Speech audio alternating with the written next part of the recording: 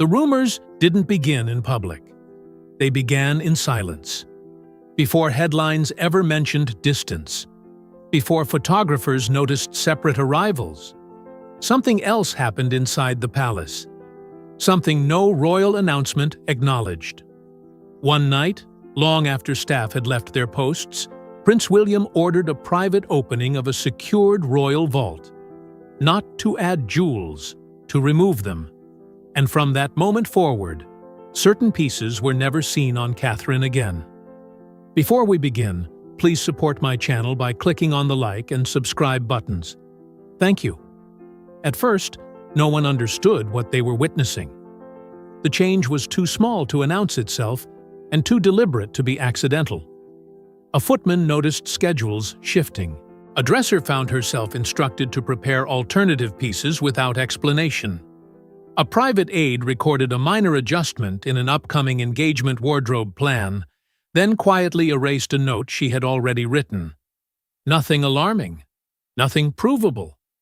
Yet in institutions built on repetition, the slightest variation becomes a signal. The authorization itself was stranger than the removal. Heirs had access, yes, but access was normally ceremonial, scheduled, witnessed by multiple departments. This was different. The request came late, confirmed verbally, and logged with minimal description. A security officer, an archivist, and William's private secretary were summoned without advance notice. They signed the registry under a classification rarely used: internal custodial review. Not transfer, not loan, not inheritance. Review. Inside the vault inventory, the list did not read like a selection of beauty. It read like a map of meaning. Pieces worn at anniversaries, items associated with public unity appearances, jewels historically worn by wives of heirs during stable periods of marriage. One by one, they were removed and sealed under temporary custodial hold, a phrase that suggested pause rather than decision. Not taken away permanently, not returned to general circulation, suspended. Catherine was not consulted beforehand. That detail would matter later. For now, absence spoke first. Preparations for upcoming engagements proceeded normally until her dresser reached for a familiar case and found only a notation card where velvet should have been. A polite inquiry traveled upward through layers of staff and came back down, softened, simplified. Unavailable for the time being. No reason given. No alternative explanation offered. The press office received guidance the same morning. If asked about specific jewels, redirect to wardrobe discretion. If comparisons arose, attribute variety to styling choice. Never confirm relocation. Never deny ownership. It was not a lie, but it was not permission to clarify. And the instruction arrived before any journalist had even raised a question. Then came the first appearance. Everything else looked identical: posture, tone, timing. Yet observers who tracked history rather than fashion sensed dissonance.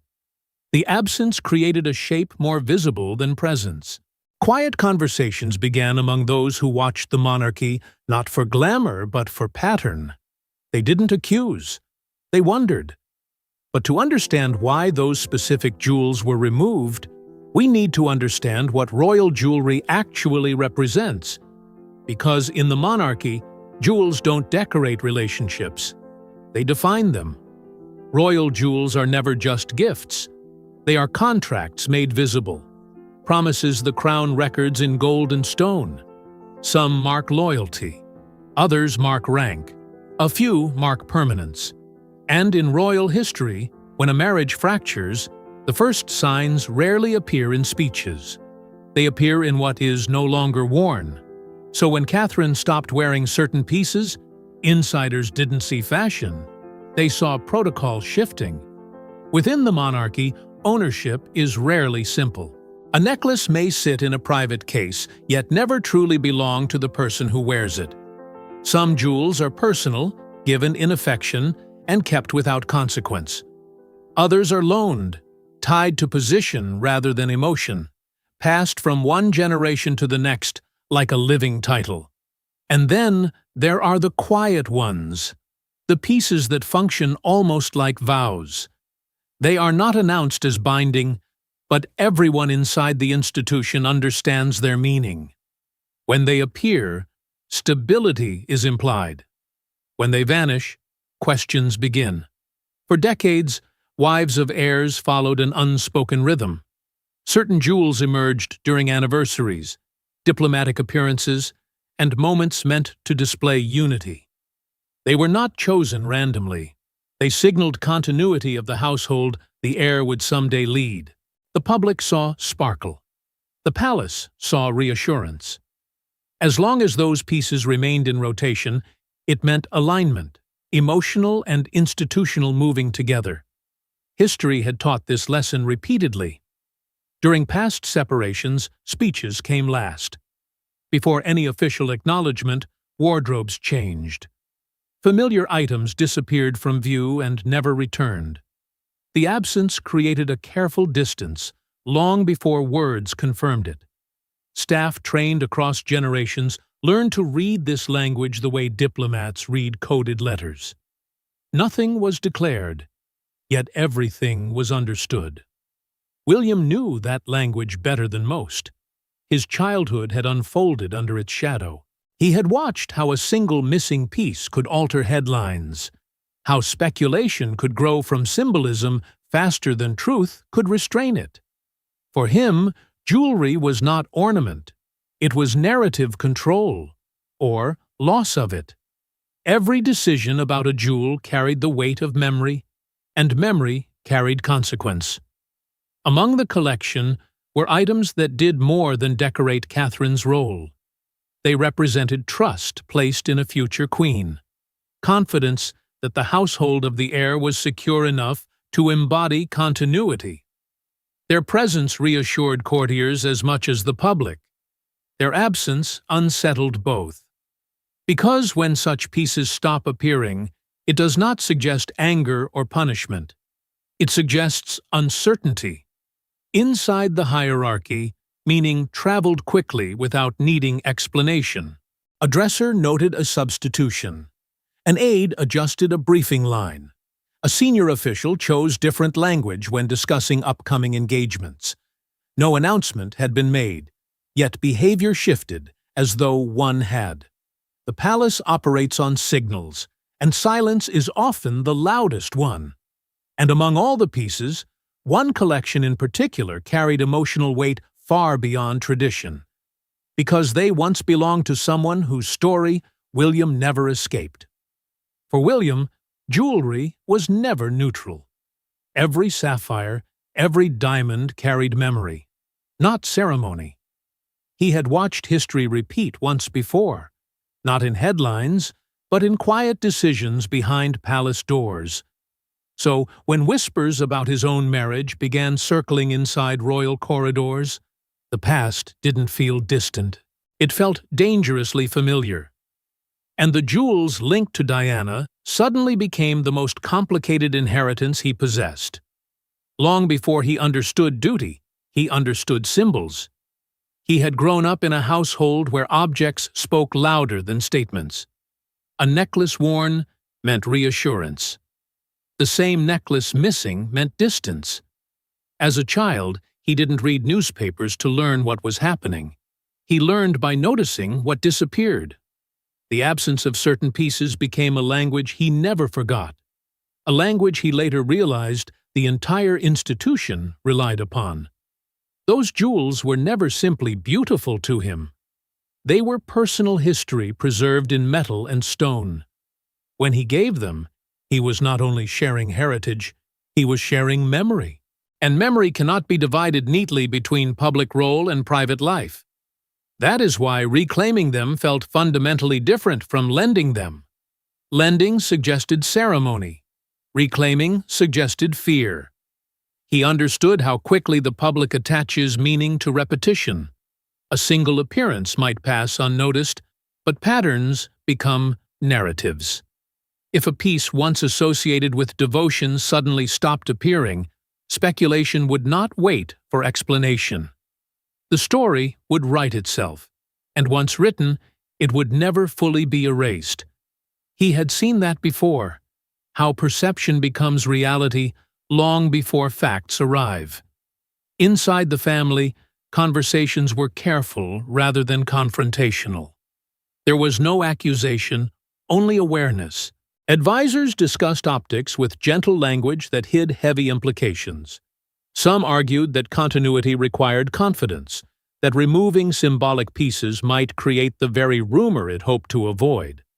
Others believed the opposite, that maintaining them risked a far greater echo if circumstances changed later. Between reassurance and prevention, there was no neutral ground. Catherine occupied the most difficult position within that debate. To her, the jewels represented trust, affection, and shared history. To the institution, they represented stability of the heir's household. Both meanings existed at once, and neither canceled the other. That tension made every decision heavier than it appeared. Because what one person experiences as emotional continuity, another must evaluate as constitutional symbolism. William's fear was not only personal, it was narrative. If the same symbols remained visible while uncertainty grew privately, the eventual contrast could amplify public reaction beyond control. By acting early, he believed he was containing possibility, not predicting outcome. The act was preventative, almost defensive, an attempt to slow a story before it began accelerating on its own. He wasn't preparing for an ending.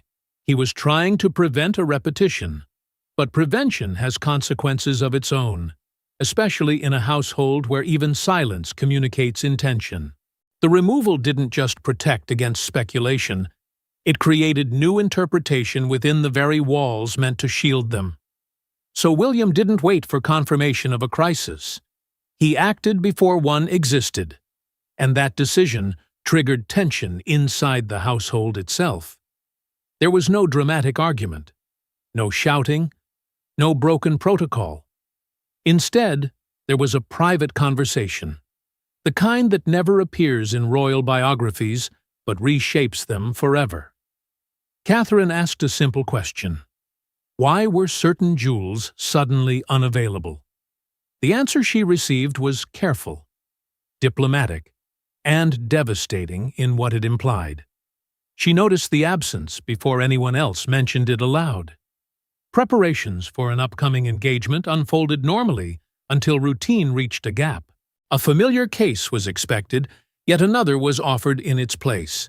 The explanation came gently, almost casually. Temporary rotation, scheduling adjustment, nothing unusual. But repetition revealed intention. Once was coincidence, twice was choice. By the third substitution, silence itself felt deliberate. When she asked him directly, the conversation stayed measured. William did not deny the decision, nor did he present it as correction. He called it protection. Protection of privacy, protection of narrative, protection of stability before rumor could outrun reality. The words were calm, rational, even considerate. Yet the meaning beneath them carried weight neither of them could ignore. Protection implied uncertainty, and uncertainty alters trust, even when no accusation exists. He explained that symbols move faster than truth, that certain pieces carried messages he could not risk broadcasting prematurely. He insisted nothing had changed between them, only the world around them. But the distinction between safeguarding the institution and safeguarding the marriage blurred the moment the jewels were removed without her knowledge. Duty had acted first. Partnership learned afterward. Advisors had encouraged caution, framing it as containment rather than reaction. Better to pause symbolism now than retract it later. Better to prevent speculation than attempt to correct it once formed. Their logic was clinical, strategic, almost mathematical. Yet relationships are not governed by strategy alone. And Catherine understood the unspoken conclusion. The crown was being protected from a possibility that had not been discussed with her as a certainty. She did not protest openly. That restraint made the shift heavier, not lighter. Appearances continued, words remained warm, schedules stayed aligned, but choices changed subtly. Pieces once selected with ease became deliberate alternatives. Familiar visual continuity gave way to careful variation. Staff sensed the difference immediately, not conflict, but caution. Conversations shortened. Confirmations became formal rather than instinctive. Neither of them declared distance, yet distance appeared in the small spaces where assumption used to live. The jewels had never been just decoration, and now their absence carried meaning neither wished to articulate directly. The decision intended to prevent a narrative had quietly created one within their own routine. And soon, the absence of jewels created something far louder than any statement: speculation. The public didn't notice first. The palace did. Wardrobe teams, archivists, and private aides track details the world never sees, and they knew which pieces should appear at which events. When entire categories of jewels quietly vanished from rotation, it created whispers inside the very institution designed to prevent them. Because, to palace insiders, this didn't look temporary. Schedules inside the royal household operate like clockwork. Engagements are mapped months in advance, and with them, the jewels traditionally align to those moments. Certain anniversaries call for certain stones. Certain diplomatic dinners require familiar heirlooms. When those expected pieces were no longer available, the disruption was not minor. It forced recalculations that only insiders would recognize. A tiara once penciled in was replaced with a neutral alternative. A necklace long associated with continuity was substituted for something far less symbolic. On paper, it appeared as styling variation. In practice, it signaled recalibration. Wardrobe coordinators adjusted quickly, but even they could not ignore the pattern. The missing items were not random selections. They shared thematic weight: stability, unity, lineage. Removing one might suggest discretion. Removing several suggested intention. Staff members did not confront the change directly. Instead, they spoke in coded phrases over clipped conversations. Rotation shift. Temporary hold. Awaiting confirmation. The language was calm, but the frequency of its use was not.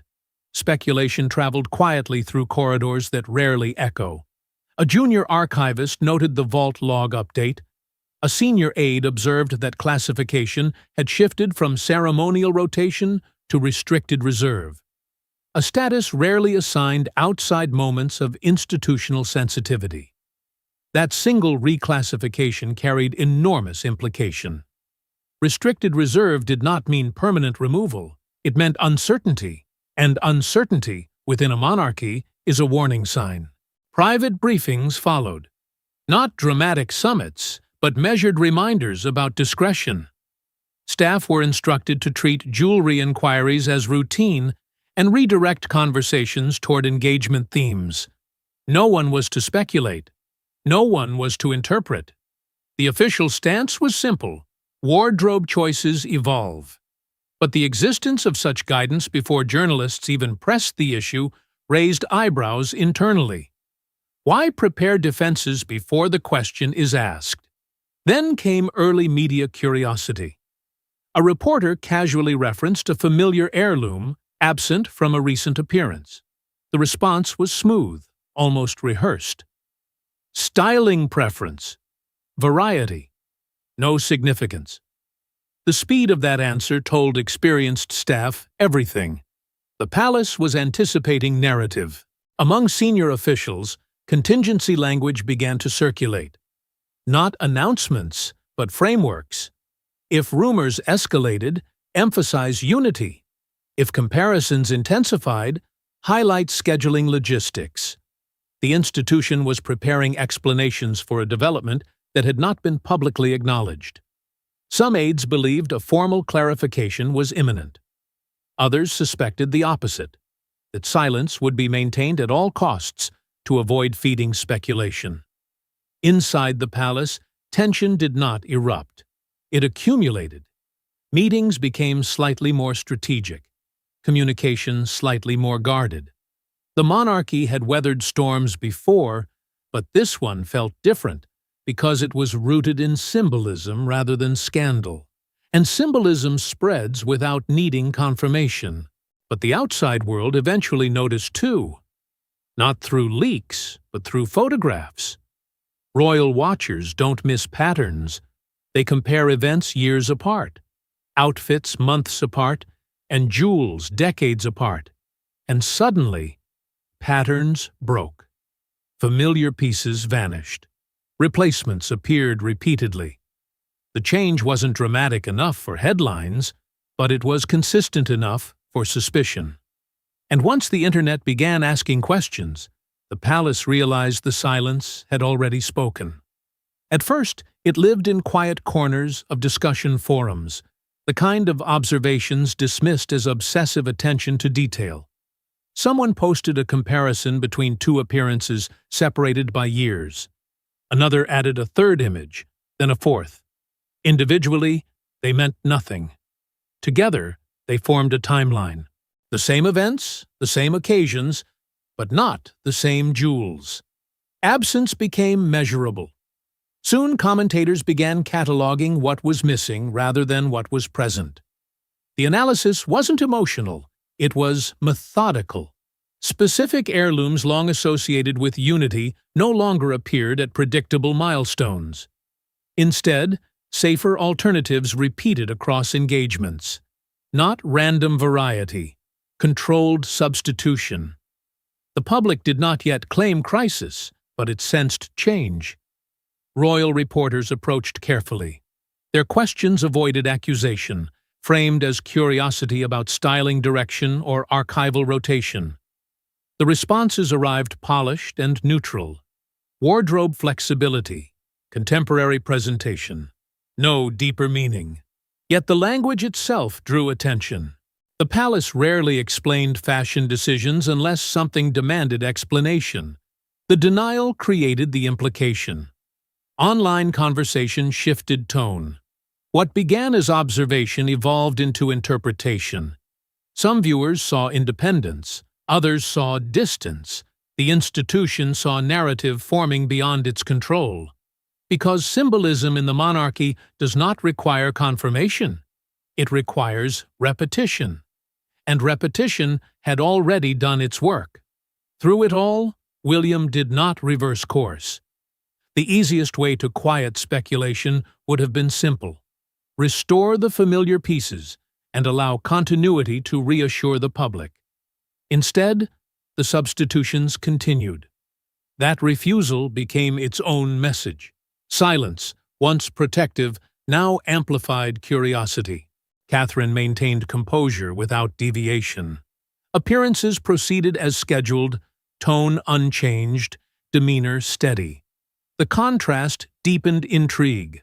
Stability in behavior paired with alteration in symbolism produced tension, difficult to define, but impossible to ignore. The public was witnessing consistency in people, and inconsistency in signals. Rumors grew faster than statements could restrain them. Not explosive rumors, persistent ones. The kind that survive because they are never fully denied nor confirmed. A narrative assembled itself from fragments, repeated substitutions, early press guidance, and now visual evidence shared endlessly. The story did not need a source. It had patterns. Inside the palace, the reaction was quieter than outside. Officials understood that once perception attaches to imagery, correction becomes almost impossible. Words argue. Images convince. And the images were everywhere now, inviting interpretation without asking permission. Yet what shocked insiders most wasn't that William removed the jewels. but where he put them. Royal jewels move between three places: storage, display, and personal loan. But William chose a fourth, one rarely used. A restricted classification normally reserved for succession crises and abdication contingencies. The jewels were not reclaimed, not reassigned, and not archived. They were placed in limbo, a status that signaled uncertainty at the highest level of the monarchy. Within palace administration, every object exists inside a system of meaning as strict as law. Storage preserves history. Display reinforces continuity. Personal loan reflects trust between crown and wearer. But restricted custody exists for moments when the institution refuses to commit to any narrative at all. It is not a decision. It is the postponement of one. When the classification changed, the paperwork grew thinner rather than heavier. Fewer descriptions, fewer annotations, fewer future scheduling notes. The absence of planning became the message. Items placed under this category cannot be promised to anyone, yet they are not withdrawn from existence. They wait. Waiting inside the monarchy carries implications officials rarely speak aloud. Historically, the status appeared only during periods when the future shape of the royal household could not be predicted. It prevented entitlement arguments before they began. No one could claim the pieces were theirs, yet no one could claim they were taken away. It preserved the crown's authority by removing personal interpretation entirely. In other words, it protected tomorrow from today's uncertainty. Advisors understood the optics immediately. If the jewels remained in rotation, they might signal stability that events later contradicted. If they were reassigned, they would suggest a conclusion that had not occurred. Restricted custody allowed neither assumption. It told the institution to pause the story until reality decided its direction. For William, the decision carried personal cost hidden behind institutional language. It meant acknowledging possibilities he refused to declare openly. By choosing limbo, he avoided predicting an outcome while admitting one could exist. A husband might hope for resolution. An heir must plan for contingency. The two roles collided in a quiet, administrative act. Catherine required no formal explanation to understand. The change did not accuse, yet it did not reassure. It placed her position in suspension alongside the jewels themselves, not diminished, not confirmed. The monarchy often communicates through ceremony, but sometimes its loudest message is procedural. A status code can carry more emotional weight than a conversation. Inside the palace, reactions remained measured. No announcement followed, no acknowledgement offered.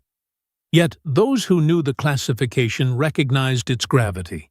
The crown had insulated itself from interpretation, and in doing so revealed how seriously the uncertainty was being considered. The jewels were no longer participating in public life. They were waiting for clarity. And this is where the story shifts. Because the jewels were never actually meant to stay locked away forever. The vault wasn't punishment. It was hesitation made physical. William wasn't ending a chapter. He was refusing to let history write itself before he understood it. The jewels weren't removed because a divorce was coming. They were removed because he feared what the world would become if it believed one was.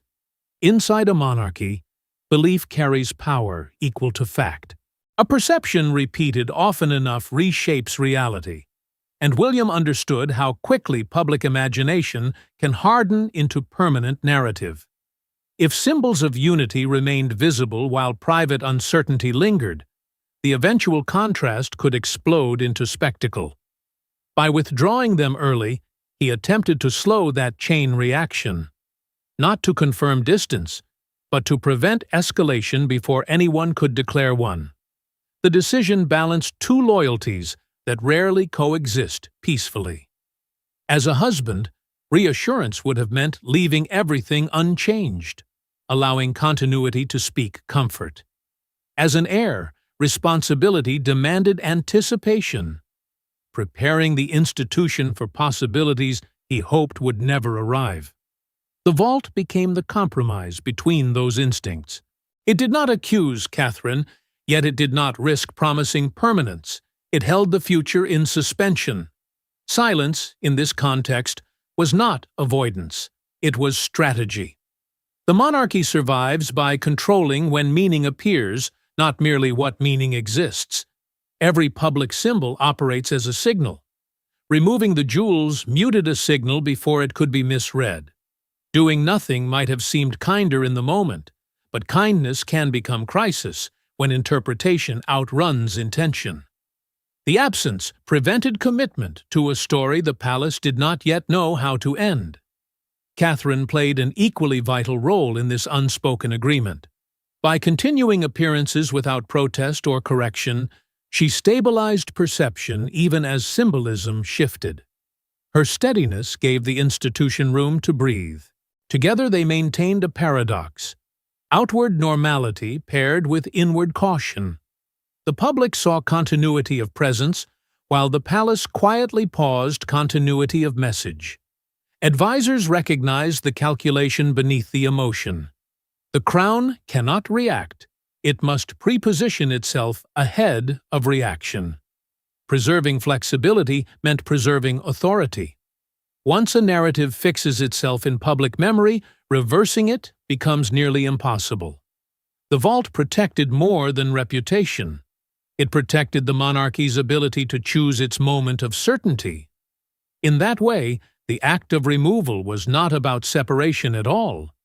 It was about preventing interpretation from outrunning truth.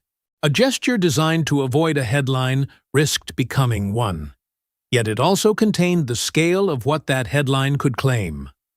Sometimes restraint appears colder than reassurance, but in royal history, restraint has often been the only shield against irreversible consequence. The jewels waited not because a decision had been made, but because one had not. And in that waiting lived the institution's quiet hope that time would resolve what words could not. But the final truth isn't about marriage at all. It's about inheritance. In royal life, love is private, but symbolism is permanent. The jewels William locked away were never just Catherine's, and never entirely his to give. They belonged to a future that had to remain stable, even when the present felt uncertain. So the question was never whether a separation would happen. It was whether the monarchy could survive the idea of one. Marriage inside the crown carries emotion, but the crown itself carries continuity. One can bend, the other must appear unbroken. William understood that distinction long before he faced it personally. A relationship may weather doubt quietly, yet the institution cannot afford visible hesitation. The heir and his wife live two lives at once, one human, one symbolic. And when those lives drift out of rhythm, the monarchy protects the symbolic first. That is why the jewels mattered beyond affection. They helped define Catherine's place, not just beside William, but within history. Their presence confirmed a future already forming in the public mind. A stable transition, a certain queen, a line unshaken. Removing them did not erase that future. It preserved it from premature judgment. If circumstances ever changed, the narrative would not collapse under contradiction. If nothing changed, their return would carry reassurance rather than correction. In this way, the decision protected her as much as the institution. Without public symbolism to dissect, speculation lacked proof. The crown avoided trapping her identity inside a story still unwritten. It allowed time for reality to settle before imagery defined it. That restraint, though heavy in the present, guarded dignity in every possible outcome. William chose patience over reaction. History often remembers decisive acts, But survival within monarchy depends on delaying them until certainty exists. Acting too quickly creates damage. Acting too late invites chaos. The vault represented a narrow path between the two. Not absence of trust, but refusal to gamble with perception. Public belief shapes royal strength. Crowns rest not only on law, but on collective acceptance, and acceptance depends on continuity. By pausing the symbolism, he prevented the public from attaching final meaning to temporary uncertainty. The jewels waited as the narrative waited, neither denied nor declared. For William, inheritance was not measured in gold, but in responsibility. Every generation receives not only privilege, but caution, the knowledge that personal emotion echoes through national identity. The burden is subtle, yet constant, to feel privately while deciding publicly. Locking the jewels away was not an ending, nor even a beginning. It was a suspension, a holding of breath. So they remain out of sight, not discarded but reserved, waiting for clarity, for certainty, for the moment when symbolism and reality align again, not hidden in shame, preserved in possibility. And perhaps that is why the jewels remain unseen, not because a marriage ended, but because the crown refused to let the world decide its ending before it was written.